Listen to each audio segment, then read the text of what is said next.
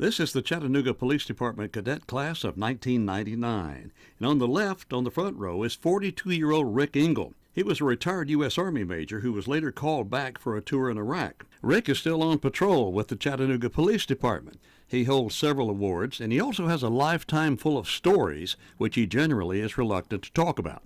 But we coaxed a few from him. One of the things that brought me into police work is I really enjoy the service. Many Chattanoogans do remember Rick Engle from a standoff he had with a woman who was firing a weapon as she drove through Hickson. Rick confronted her. We drew our guns about the same time. We're about 2-3 feet apart. And she pointed her gun at me, and I pointed my gun at her. And I told her to put the gun down. The reason that I didn't fire at first is I saw that she didn't have her finger on the trigger. It was outside of the trigger guard. Officer Engle's colleagues praised his quick thinking that saved a life, or it could have cost him his. But Rick says there are a lot of things that most officers do that you will likely never hear about.